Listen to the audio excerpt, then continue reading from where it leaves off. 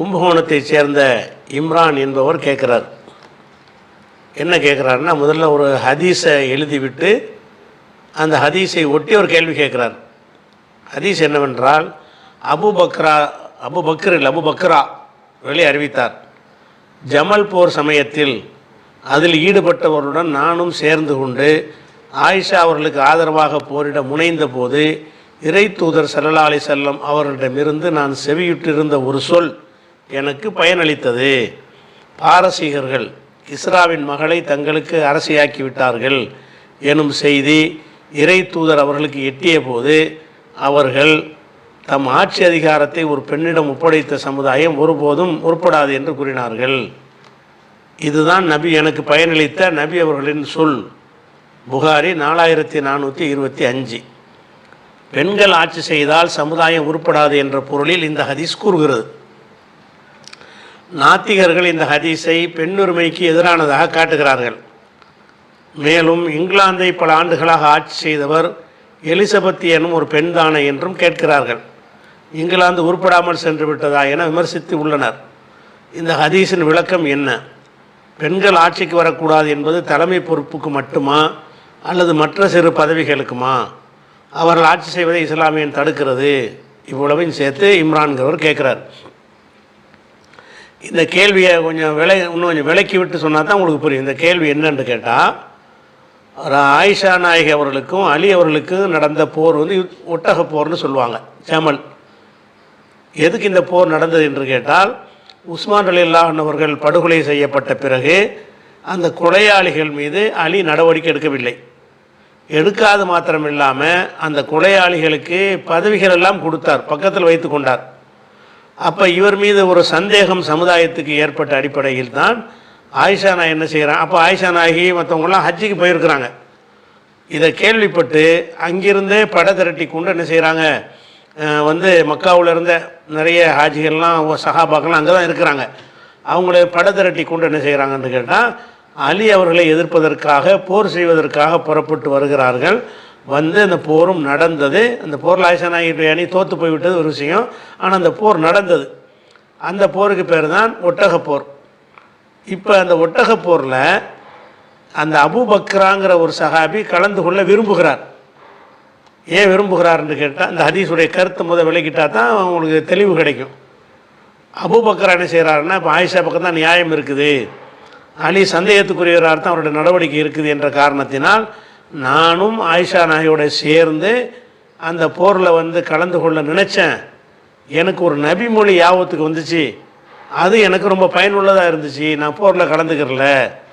அது என்ன நபிமொழி என்று கேட்டால், கிஸ்ராங்கிற ஒரு மன்னருடைய மரணத்திற்கு பிறகு அந்த நாட்டு மக்கள் கிஸ்ராவுடைய மகளை ராணியாக ஆக்கிய போது இந்த செய்தி நபிகள் நாயகத்திற்கு கிடைத்த போது அவங்க என்ன செஞ்சாங்கன்னு கேட்டால், எந்த சமுதாயம் ஒரு தன்னுடைய ஆட்சி பொறுப்பை பெண்ணிடத்தில் ஒப்படைத்தார்களோ அவங்க வெற்றி பெற மாட்டார்கள் அப்படின்ற ஒரு ஹதீஸு ஒரு யாவத்துக்கு வருது. இதை யாவத்துக்கு என்ன செய்கிறாருன்னு கேட்டால், நம்ம இப்போ போருக்கு போனோம்னா ஆயிஷா தலைமையில் போகிறோம். பெண் தலைமை ஏற்றால் வெற்றி பெறாதுன்னு ரசூலுல்லாஹ் சொல்லியிருக்கிறாங்க. ஆயிஷா பக்கம் நியாயம் இருந்தாலும் ஒரு பெண்ணுடைய தலைமை ஏற்று நம்ம போனோம் என்று சொன்னால் அது வந்து அந்த நபி மொழிக்கு மாற்றமாக போயிருமே என்ற காரணத்தினால் ஆயிஷாவின் பக்கம் நியாயம் இருந்தும் கூட நான் கலந்து கொள்ளலை. ஏன் கலந்து கொள்ளலைன்னா, ஒரு பெண் தலைமையில் போய் போர் செய்கிறதுங்கிறது சரியில்லை, இந்த நபி மொழியிலேருந்து எனக்கு அப்படி தான் விளங்குச்சு அப்படிங்கிறது தான் இந்த ஹதீஸ். அப்போ இந்த ஹதீஸை பொறுத்த வரைக்கும் அப்போ இந்த பெண்கள் ஆட்சிக்கு வரக்கூடாது என்பதை ரசூலுல்லாஹ் சொன்னாங்க என்று தான் இதில் வருகிறது. இதை வச்சு தான் நிறைய நாத்திகர்கள் எல்லாம் கேள்வி கேட்குறாங்க. இதன்படி வந்து நம்ம மக்கள்லையும் பல பேர் இந்த கருத்துப்பட பிரச்சாரம்லாம் செய்கிறாங்க. ஆனால் இந்த ஹதீஸை பொறுத்த வரைக்கும் நம்ம ஆழமாக ஆய்வு செஞ்சோம்னு சொன்னால் இந்த ஹதீஸில் வந்து ஒரு கருத்து பிழையும் இருக்கிறது, ஒரு வரலாற்று பிழையும் இருக்கிறது. இந்த ஹதீஸ் புகாரில் 4425வது ஹதீஸாக இடம்பெற்றிருக்கிறது. இடம்பெற்றாலும் இந்த வரலாற்றில் வந்து ஒரு பிழையான வரலாறாக இருக்கிறது. ரெண்டாவது, இஸ்லாமிய அடிப்படைக்கு ஒரு மாற்றமாக வேறு இருக்கிறது. எப்படியெல்லாம் பிழையாக இருக்குன்னு கேட்டால், இந்த ஹதீஸை அறிவிக்கிறவர் யார்? அபூபக்ரா. இந்த அபூபக்ரா வந்து அவர் இந்த அலி ஆயிஷா பிரச்சனை வருதில்ல, அந்த பிரச்சனையாக இருந்தாலும் சரி, அலி முஆவியா அந்த பிரச்சனையாக இருந்தாலும் சரி, அதில் எல்லாம் பங்கெடுக்கக்கூடாது என்ற கொள்கையில் இருந்தவர்.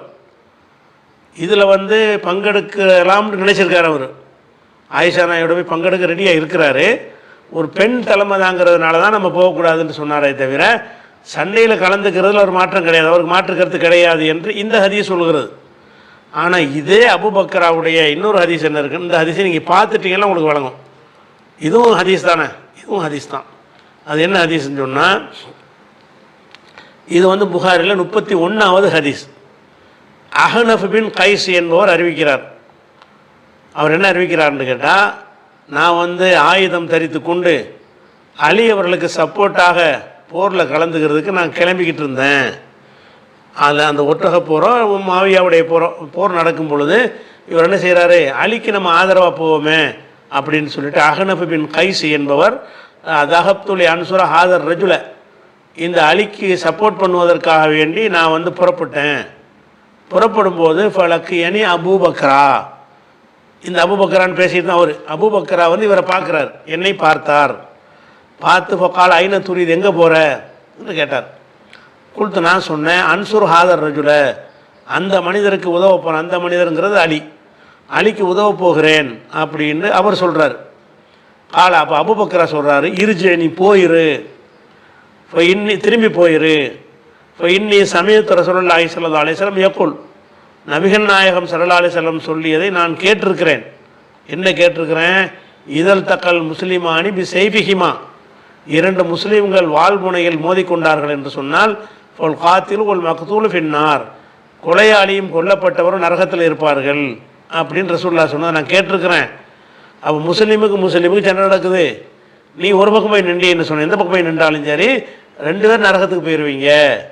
நீ அலிக்கும் போக வேணாம், ஆயிஷாவுக்கும் போக வேணாம்ப்பா, அது போரே வேணாம் நமக்கு. போரில் முஸ்லீமுக்கு மத்தியில் உள்ள சண்டையில் நம்ம ஒரு பக்கம் நிற்கக்கூடாது அப்படின்னு அவர் சொல்லிவிட்டு அதுக்கு ஒரு ஹதீஸ் ஆதாரம் காட்டுறாரு. என்ன காட்டுறாரு, இதழ் தக்கல் முஸ்லிமானி பி செய்பிஹிமா, முஸ்லீம்கள் தங்களுடைய வாழ்முனையில் மோதிக்கொண்டார்களே ஆனால் ஃபோல் காத்திலு வல் மக்தூலு ஃபின்னார், கொன்றவனும் கொல்லப்பட்டவனும் நரகத்தில் இருப்பார்கள் ரசூலுல்லாஹ் சொல்லியிருக்கிறாங்க. ஃபொக்குல்த்து, அப்போ நான் கேட்டேன், யாரை ரசூலுல்லாஹ் இவர்கிட்டே சொல்கிறாங்க. அப்போ நான் கேட்டேன், அல்லாஹ்வுடைய தூதரே, ஹாதல் காத்திலு, கொலையாளி நரகத்துக்கு போவாங்கிறது சரி, ஃபமா பாலுல் மக்தூல், கொல்லப்பட்டவனுக்கு என்ன நிலைமை, அவன் ஏன் நரகத்துக்கு போகிறான் அப்படின்னு கேட்கும் பொழுது கால ரசூலுல்லாஹ் சொல்கிறாங்க, இன்னஹுக்கான ஹரீசன் அலாக்கத்திலி சாஹிபிஹி, இந்த ஆள் அந்த ஆளை கொன்ற திட்டத்திலான இருந்தார், அவர்கை முந்திட்டதுனால இவர் கொல்லப்பட்டார், இவர்கை முந்திருச்சுன்னு சொன்னால் இவர் தான் அவரை கொண்டிருப்பார். அதனால் கொல்லப்பட்டவரும் கொல்வதற்குத்தான் போனார் என்ற காரணத்தினால்தான் 2 பேரும் நரகம்னு ரசூலுல்லாஹ் விளக்கம் அவரை சொல்லிடுறாங்க. இது புகாரில் 31வது ஹதீஸ்லையும் இருக்கிறது. புகாரில் 6875வது ஹதீஸ், 2 ஹதீஸும் ஒரே ஹதீஸ் தான், 6875 31. இந்த 2 ஹதீஸ்லையும் என்ன வருதுன்னு கேட்டால், அபூபக்கராவுக்கு இந்த போர் சம்பந்தமான நிலைப்பாடு என்னங்கிறது விளங்குது. அபூபக்கர நிலைப்பாடு என்ன, முஸ்லீம் சண்டை போடக்கூடாது, அது அடுத்த ஆளுக்கு போனாலும் தடுப்பார். போய் முஸ்லீம் வாழ எடுத்து போரிட்டாங்கன்னு சொன்னால் நம்ம எந்த பக்கமும் சேரக்கூடாது, அது அவருடைய கொள்கை என்று இந்த ஹதீஸ் சொல்லுகிறது. நீங்கள் கேள்வியில் கேட்ட அந்த ஹதீஸ் என்ன சொல்லுதுன்னு கேட்டால், அது இவருக்கு பிரச்சனையே கிடையாது, ஆயிஷா தலைமை தாங்கிறதான் பிரச்சனை. வேற ஆள் தலைமை தாங்கியிருந்தாங்கன்னு கேட்டால் முஸ்லீமை கொள்றதுல கலந்துக்குவார் இவர். அப்போ ஆயிஷா நாயுடைய அந்த அந்த அந்த அந்த நீங்கள் கேள்வியில் எடுத்து காட்டினீங்கல்ல, அந்த ஹதீஸ் பிரகாரம் பார்த்தீங்கன்னு சொன்னால் இவர் போர் செய்வதில் எந்த ஒரு வெறுப்பும் இவருக்கு இல்லை, முஸ்லீம் கொள்வதிலே அவருக்கு பஞ்சாயத்து கிடையாது. பஞ்சாயத்து எது தான் பஞ்சாயத்து, ஆயிஷா நாயி தலைமையில் எப்படி போரிடுறது, பெண் தலைமையில் எப்படி போரிடுவது தான் தயக்கமாக இருந்துச்சு. அப்போ அதில் என்ன வழங்குதுன்னு கேட்டால், ஒரு ஆண் தலைவராக இருந்தால் அவர் போரில் கலந்து இருப்பார். அந்த ஹதீஸ் பிரகாரம் ஆயிஷா நாய்க்கு பதிலாக அந்த அணியில் இருந்த தல்ஹா அங்கே இருந்தார், ஜுபைர் இருந்தாங்க, அவங்க யாராவது தலைமை தாங்கியிருந்தாங்கன்னு வைங்க, அப்போ இவர் நியாயம் கேட்குறது கண்டிப்பாக போர் செஞ்சுருப்பார். போர் செஞ்சாரே ஆனால் அப்போ முஸ்லீமை கொள்றாங்கிற பஞ்சாயத்து அங்கே வரதான் செய்யும். அடுத்த ஆள் போர் செஞ்சது தடுத்த ஒரு ஆள் வந்துக்கிட்டு நானும் ஆயிஷா நாய் மட்டும் தலைமையாக இல்லாட்டி நான் கலந்துருப்பேங்கிறார். அப்போ அபூபக்கராவுடைய நிலைப்பாட்டுக்கு மாற்றமாக இந்த ஹதீஸ் இருக்குது. அபூபக்கர நிலைப்பாடு என்ன தெரியுமா, யார் பக்கம் நியாயம் யார் பக்கம் அநியாயங்கிற டாபிக் கிடையாது. முஸ்லீமுக்கு முஸ்லீம் சண்டை போட்டால் நம்ம கலந்துக்க கூடாது. இப்போ 31 ஹதீஸ்லையும் 6875 ஹதீஸ்லையும் அதே அபூபக்கர், வேற ஒரு ஆள் அதே அபூபக்கர் தான். இவர் போராளிலாம் போய் தடுக்கிறாரு. போருக்கு போகிற ஆளுங்களாம் கூப்பிட்டு என்ன செய்கிறாரு, எல்லாம் போகாதப்பா, முஸ்லீமுக்கு முஸ்லீம் சண்டை போடுறாங்க, நீ எதுக்கு அதில் போகிற, ரசூல்லா எப்படி சொன்ன நரகத்துக்கு போயிடுவோன்னு சொல்கிறாங்க. அப்போ போரில் முஸ்லீமுக்கு முஸ்லீம் போர் நடத்தும் பொழுது அதில் பங்கெடுத்து கொண்டார்கள்னு சொன்னால் நீ போய் ஜெயிச்சாலும் உனக்கு நரகம், தோத்தாலும் உனக்கு நரகம் தான், அதனால் நீ போகாத, ரசூல்லா சொல்ல நான் கேட்டிருக்கிறேங்கிறார். இந்த ஹதீஸு சரியாக இருக்கும் என்று சொன்னால் அந்த ஹதீஸ் சரியாக இருக்காது. ஏன், அவர் போருக்கு தயாராக இருக்கிறாரு. முஸ்லீமுக்கு முஸ்லீமும் கொள்வது பஞ்சாயத்தே இல்லை அவருக்கு. பஞ்சாயத்து என்ன, ஆயிஷா நாயகி தலைமையில் எப்படி போகிறதுங்கிறதா பஞ்சாயத்து. அப்படிங்கையில் வரலாற்று முரணாக 2 முரணாக இருக்குது. ஆனால் அபூபக்கரா பொதுவாகவே இந்த போர் விஷயமாக இந்த நிலையில் தான் இருந்தார். எந்த நிலை, சண்டை முஸ்லீம் மதியில் இருக்கக்கூடாது, இந்த உங்களுடைய உயிர்கள் ரத்தங்கள்லாம் ஹராமுலாம் அந்த இறுதி ஹஜ்ஜில் அறிவிப்பாங்கள்ல, அந்த ஹதீஸெல்லாம் இவர் தான் அறிவிப்பார். அப்போ அபூபக்கரா என்பவர் முஸ்லீமோட முஸ்லீம் சண்டை நடக்கும் என்றால் கலந்து கொள்ள மாட்டார். அப்போ அந்த ஆயிஷாவுடைய போரில் அவர் கலந்து கொள்ளாமல் இருந்ததுக்கு என்ன காரணம், முஸ்லீமுக்கு முஸ்லீம் சண்டை நான் கலந்துக்கிற மாட்டேன் அப்படின்னு வழங்குறது.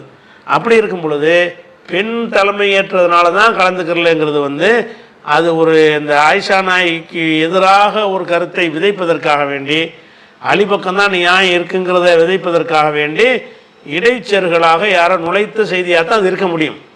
பொம்பளைக்கு பின்னாடி ஏன் போகிறீங்க, சண்டைக்கு போகிறீங்க, அவங்களுக்கு பின்னாடி போகக்கூடாது, ரசூலை தடுத்துட்டாங்களே அப்படின்னு சொல்லிட்டு ஆயிஷா நாயகி அந்த யுத்தம் செய்ய போனதை நபியுடைய வழிகாட்டுதலுக்கு மாற்றம் என்ற கருத்தை விதைப்பதற்காகத்தான் அபூபக்கரா கலந்து கொள்ளலைங்கிறது உண்மை. கலந்து கொள்ளாமல் இருந்தது காரணம் என்னன்னு கேட்டால், முஸ்லீமுக்கு முஸ்லீம் யுத்தம் செஞ்சால் கலந்து கொள்ளக்கூடாது என்பது நபியுடைய கட்டளை. அதுக்கு தான் கலந்து கொள்ளாமல் இருக்கிறார். அது ஆயிஷா போர் செஞ்சாலும் சரி, தல்கா தலைமையில் போனாலும் சரி, யார் தலைமையில் போனாலும் சரி, முஸ்லீம்னா கலந்து கொள்ள மாட்டார். இதுதான் அவருடைய நிலைப்பாடு. அப்படி இருக்கும்போது அந்த நீங்கள் எடுத்துக்காட்டின ஹதீஸ் என்ன சொல்லுதுன்னு கேட்டால், ஆயிஷா தலைமையில் இருக்கிறதுனால தான் நான் போகலை அப்படிங்கிற மாதிரி அது வருகிறது. அப்போ 2 முரண்பட்ட வரலாறு வருதா. இந்த முரண்பட்ட வரலாறில் எது பொருத்தமாக இருக்குன்னு கேட்டால், இந்த இந்த நிலையில் உள்ளவர், எந்த நிலையில் உள்ளவர், முஸ்லீமுக்கு முஸ்லீம் சண்டை போடாதுன்னு சொல்லி அடுத்த ஆளெல்லாம் போய் தடுக்கிற அளவில் இருந்த ஒருத்தர் ஆயிஷா நாயகி சப்போர்ட்டாக போ நினச்சிருப்பாரா. முதல்ல ஆயிஷா நாயகி சப்போர்ட்டாக போகிறதுக்கு அப்போது முஸ்லீம் தானே அடிச்சுக்கிற போகிறாங்க. அப்போ இந்த ஹதீஸ் அந்த ஹதீஸை பொய்யாக்குது. இந்த ஹதீஸ் அந்த ஹதீஸை பொய்யாக்குதா. அதனால் அந்த வரலாற்று ரீதியாக அது சொல்கிறதுக்கு மாற்றமான கருத்தை இது சொல்லுதா. அந்த செய்தி டவுட் வருது. இப்போ இதை ரசூல்லா சொல்லியிருப்பாங்களா, அபூபக்கரா கலந்து கொள்வதற்கு இதை காரணமாக காட்டியிருக்கிறாரு, இது அப்படி நடந்து இருக்குமா, அவர் தான் அந்த கொள்கையிலேயே போருக்கு போகக்கூடாதுங்கிற கொள்கை உள்ளார்ல அவர்.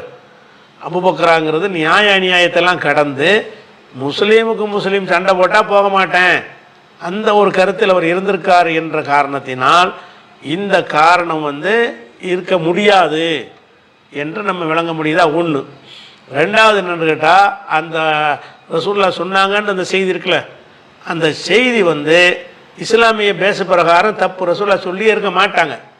ஏன்னு கேட்டால், அந்த பாரசீகர்களுக்கு இந்த அம்மாவை அந்த கிஸ்ராவுடைய மகளை ராணியாக்கிறதுக்கு பதிலாக மகன் ஆக்கியிருந்தாங்கன்னு வைங்க, அப்போ வெற்றி பெற்றுவாங்களா அவங்க? காஃபியருக்கு எவன் ஆட்சிக்கு வந்தாலும் வெற்றி பெற மாட்டாங்க. அந்த ஹதீஸ்படி இந்த பொம்பளையாக்குனா வெற்றி இல்லாமல் போச்சு, அவங்க வேற ஆளை வச்சுருந்தாங்கன்னா வெற்றி பெறுவாங்க என்று சொன்னால் என்ன அர்த்தமாகுது? அப்போ காஃபியர்களுடைய ஆட்சியிலையும் வெற்றி கிடைக்கும். இந்த பொம்பளை ஆட்சியினால தான் அவங்களுக்கு வெற்றி கிடைக்காத தவிர, ஒரு ஆண் ஆட்சி வந்தாங்கன்னா அவங்க செஞ்ச அநியாயமான ஆட்சி நடத்தினா கூட அது வெற்றி தருங்கிற கருத்து அதில் வருகிறது. அவன் இஸ்லாமிய பார்வை என்னது, அந்த பாரசீகத்துக்கு கிஸ்ரா ஆட்சியில் இருந்தாங்கன்னா ஒரு மக ஆட்சியில் இருந்தால் என்ன, ஆட்சி தப்பு, அநியாயக்கார ஆட்சி, கொடுமைக்கார ஆட்சி, மக்களை கசக்கி பிழிகிற ஒரு ஆட்சி, அதில் இவன் இருந்தாலும் வெற்றி கிடையாது, அவன் இருந்தாலும் வெற்றி கிடையாதுங்கிறதான் இஸ்லாமிய நிலைப்பாடு. ஏதோ இஸ்லாமிய ஆட்சி நடக்கிற மாதிரி டைப்பில் ரசூல்லா சொன்ன மாதிரி வருது. அந்த கிஸ்ராவுடைய மகள் ஆட்சிக்கு வராமல் கிஸ்ராவே சாவமனும் கொஞ்சம் நாளைக்கு இருந்தால் வெற்றி பெற்றுவாங்களா? அதில் வேறு கிஸ்ராவுடைய மகனை கொண்டு போய் ஆட்சியில் வச்சுருந்தாங்கன்னா ஜெயிச்சிருவாங்களா? ஜெயிச்சிருவாங்கங்கிற கருத்து அதில் வருது. இப்படி ரசூல் அப்படி சொல்லுவாங்க. அதை பற்றி நமக்கு யாராவது நமக்கு என்னங்க, இவன் வந்தா என்ன, அவன் வந்தா என்ன, இதில் என்ன வெற்றி எப்படி அவங்களுக்கு கிடைக்கும்? அவங்க யாரை கொண்டே வச்சாலும் வெற்றி பெற மாட்டாங்க. இஸ்லாமிய அடிப்படையில் உலக வெற்றியை வந்து சொல்லலை. உலக வெற்றிங்கிறது யார் தலைமையில் வேண்டாலும் இருந்து வெற்றி பெறுவாங்க. பெரிய பெரிய ராணிகள்லாம் இருந்து பல இதுகளில் வெற்றிலாம் பெற்றிருக்கிறாங்க. அப்போ இது வந்து ஒரு நல்ல ஒரு ஆட்சியாக இருக்காதுங்கிற ஒரு அர்த்தத்தில் தான் சொல்கிறாங்க. நல்ல ஆட்சியாக இருக்காதுங்கிறது வந்து இந்த பொம்பளை இருந்தால் என்ன, ஆம்பளை இருந்தால் என்ன, அவங்களுடைய கொள்கை கோட்பாடு பிரகாரம் தான் ஆட்சி பண்ண போகிறாங்க. யார் இருந்தாலும் வெற்றி கிடையாது. அப்போ பாரசீக மக்களுக்கு வந்து இந்த பெண்ணு இல்லாமல் ஒரு ஆணை வைத்திருந்தார்கள்னா வெற்றி பெறுவார்கள்ங்கிற ஒரு கருத்தை தருகிறது. அது இஸ்லாமிய கருத்தா? அதை ரசூலுல்லாஹ் சொல்லியிருப்பாங்களா? அப்படிங்கிறது பார்க்கும் பொழுது இது இந்த ஆயிஷா நாயுடைய இந்த போருக்கு போனாங்கல்ல, அவங்க வந்து இஸ்லாத்தை மீறித்தான் போனாங்க என்ற கருத்தை விதைப்பதற்காக வேண்டி அபூபக்கரா கலந்து கொள்ளாமல் இருந்தாருங்கிறது மட்டும் உண்மை. அதுக்கு ஒரு காரணத்தை சொல்லி என்ன செய்வோம்னு கேட்டால், நம்ம வந்து அதை வந்து இஸ்லாத்துக்கு எதிராக காட்டி விட்டுருவோம் ஷியாக்கள் நினச்சிருக்கிறாங்க. ஷியாக்கள் வந்து ஆயிஷா நாயகி போருக்கு போனது ரசூலுல்லாஹ்வுடைய கட்டளைக்கு மாற்றணும்னு காட்டுவதற்காகத்தான் இது அப்படிங்கிற மாதிரி நினச்சிருக்கிறாங்க. அதனால் விளங்குது. அதனால் அபூபக்கராவுடைய ஒரே ஆள் விஷயத்திலே 2 செய்தி முரண்பட்டு வருகிறது. அதனால் வந்து அவர் போருக்கு கலந்து கொள்வது இல்லைங்கிற கொள்கையில் இருந்தாருங்கிறது தான் சரியானது. இது வந்து வலிந்து புனைந்து சொல்லப்பட்டிருக்கிறது பாரசீக. அது போக இன்னொன்று நம்ம கவனிக்கணும், இது ஒரு ஆதாரத்துக்கு உள்ளது இல்லை. ஆயிஷா நாயியோட இருந்தவங்கெல்லாம் யார் இருந்தா? முட்டாள்கள் காட்டு மிராண்டிகள் இருந்தாங்க. இந்த ஒரு பேசிக் இஸ்லாத்தில் இருக்கும் என்று இருந்தால் ஆயிஷா நாயகி தலைமையேற்று சொர்க்கவாசிகள்னு சொல்லப்பட்ட வந்து தல்ஹா அதில் ஒரு ஆளாக போய் தளபதியாக போயிருப்பாரா? ஜுபைர் போயிருப்பாரா? இன்னும் எக்கச்சக்கமான சகாபாக்கள் போனாங்க.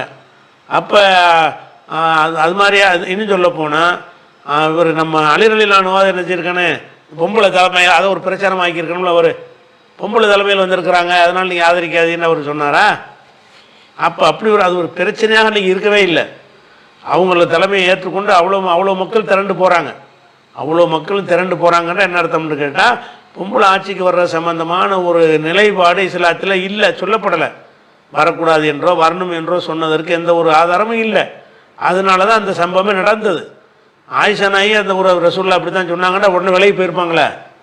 இந்த அபூபக்கராங்கிறவர் இங்கே சொன்னதுக்கு பதிலாக ஆயிஷா நாயகி போய் சந்தித்து, நீங்கள் நல்ல விஷயத்தான் செய்கிறீங்க, நீங்கள் இறங்கிட்டு வேற ஆளை வைங்க, நாங்கள்லாம் கலந்துக்கிறோம், பொம்பளை ஆட்சிக்கு வரக்கூடாது, பொம்பளை பொறுப்பில் வரக்கூடாதுன்னு அப்படி சொல்லியிருப்பாரா இல்லையா? அவர் அந்த மாதிரி சொல்லக்கூடிய ஒரு ஆளாக இருக்கும் பொழுது அதை சொல்கிறாமே வந்துக்கிட்டு அதனால் நான் கலந்துக்கலன்னு சொன்னால் அதில் நெருடல் இருக்குது. அதனால் பெண் ஆட்சியை சென்றால் வெற்றி வர மாட்டார்கள் கிஸ்ரா விஷயமாக ஒரு முஸ்லீமுடைய ஆட்சி விஷயமாக சொன்னால் கூட நீங்கள் சொல்கிற ஒரு அளவுக்கு ஏற்றுக்கலாம். கிஸ்ராவுடைய ஆட்சி, கிஸ்ரா ஆட்சி பண்ணா என்ன, ஒரு மகா ஆட்சி பண்ணால் என்ன, எல்லாம் ஒரே சட்டத்தின் பிரகாரம் தான், ஒரே கேடுகட்ட ஆட்சி தான் பண்ண போகிறாங்க. அதில் வந்து இந்த பொம்பளைக்கு பதிலாக அவர் வந்துருந்தால் ஜெயிச்சிருப்பார்னு சொல்லுவாங்களா? எவன் வந்தாலும் ஜெயிச்சிருக்க முடியாது. அதான் இஸ்லாம் நிலைப்பாடு.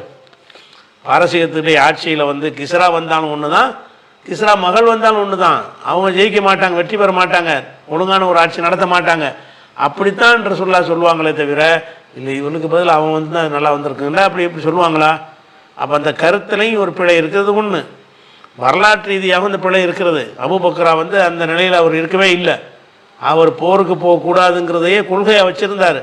அப்படிப்பட்டவர் வந்து ஆயிஷா நாயகி தலைமையினால தான் தவிர்த்து கொண்டார்னு சொல்வது வந்து வலிந்து புனையப்பட்டதாகவும், ஆயிஷா நாயகியுடைய அந்த செயல் மேலே தான் தப்பு, அவங்க போருக்கு போனது பெரிய குற்றம் அப்படிங்கிற மாதிரியும் இருக்கிறது. அந்த ஒரு விஷயத்தை நம்ம பார்க்குறோம். அதனால் அது வந்து முரண்பாடு. அவர் ரெண்டையும் நீங்கள் ஏற்றுக்கிற முடியாதுல்ல. அபூபக்கரா விஷயமாக அவர் எதனால் கலந்து கொள்ளாமல் இருந்தார், இதனால் கலந்து கொள்ளாமல் வேறு ஹதீஸில் இருக்குது. வேறு ஹதீஸ் என்ன இருக்குது, முஸ்லீம் சண்டை போடக்கூடாது, ரசூலுல்லாஹ் தடுத்துட்டாங்க, நரகத்துக்கு போயிடுவாங்கிற பயந்து தான் அவர் எந்த பொருளையும் கலந்து கொள்ளன்னு இருக்குது. முரண் வந்துருச்சா இல்லையா? ரெண்டையும் எப்படி ஏற்றுக்கிறீங்க? ஒன்றை தான் ஏற்றுக்கிறேன்னு. எதை ஏற்றுக்கொள்வது ஏற்புடையது? முரண்பாடாக 2 செய்தி வருகிறது. எதை ஏற்றுக்கொண்டாலும் ஏற்புடையதாக இருக்கும் என்றால் இதை ஏற்றுக்கொள்வது ஏற்புடையது. இதையும் அதையும் ஏற்றுக்கொள்வது வந்தீங்கன்னா நீங்கள் இப்போ அதை ஏற்ற இதை மறுக்கிற மாதிரி வருமே. அதனால் 2ல் எது மறுக்க தகுதியானதாக இருக்குது? அந்த பெண்கள் ஆட்சிக்கு வர்றது வந்து வெற்றி பெற மாட்டார்கள்ங்கிற அந்த செய்தி வந்து நமக்கு சம்மந்தமில்லாத ஒரு செய்தி. எவன் ஆட்சி வந்தால் நமக்கு என்ன அப்படிங்கிற ஒரு டாப்பிக்கில் போய் ரசூலுல்லாஹ் வந்து ஒரு கருத்தை சொல்கிறாங்க. இஸ்லாமிய கலர் இல்லாத ஒரு கருத்தை சொன்னாங்கன்னு வருகிறது. அதனால் அந்த செய்தி பெண்கள் ஆட்சிக்கு வருவதை தடுக்கிறங்கிற ஒரு செய்தி வந்து அது ஒரு பொய்யான செய்தியாகத்தான் இருக்க முடியும் என்பதை நீங்கள் செய்யணும், விளங்கி கொள்ள வேண்டும். அதுக்கப்புறம் அந்த நீங்கள் சொன்ன அந்த பெண்கள் ஆட்சிக்கு வர சம்பந்தமான ஒரு ஹதீஸ் வந்து 4425வது ஹதீஸை அவர் சுட்டி காட்டியிருக்கிறாரு. இதே ஹதீஸ் 7099 கூடுதல் தகவலுக்காக 7099 இருக்கிறது.